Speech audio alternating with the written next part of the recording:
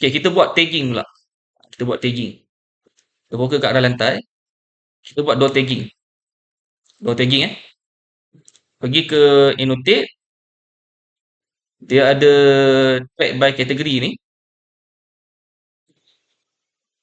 Okay. Cumanya kita tak nak leader ni. Dan klik dekat tag ni kat sini. Door tag. Door. Dia ada M door tag. Saya ada custom lah kan. Klik kat Adobe Family. Saya ada custom lah. Tagging yang lain iaitu saya pergi ke annotation. Saya pergi ke architectural. Saya ada custom. Oh, saya tak share dalam ni tak apa. Escape tu, tak apa. Okey je. Kita klik tu. Escape. Kita boleh modify tagging dia ni. Saya klik dan kita boleh edit family. Saya klik sini, edit. Dekat label ni, edit.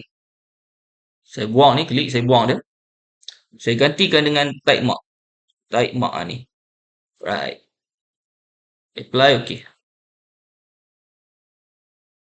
So, saya klik pada load into project. Override the existing version. Wah, ni P1 kan. Lagi okey lah, nampak lagi. Nampak dia tunjuk lah yang tadi yang kita set dekat schedule tu kan. Nampak menarik lah. Annotate, kita teruskan. Tag by category. Teruslah label. Ni P2, buat P2, P2, P2. Ni P3 kan. Alamak silap. Ni P3 kan. Ni P2, P1. Boleh adjust lah. Tak. Tu dia.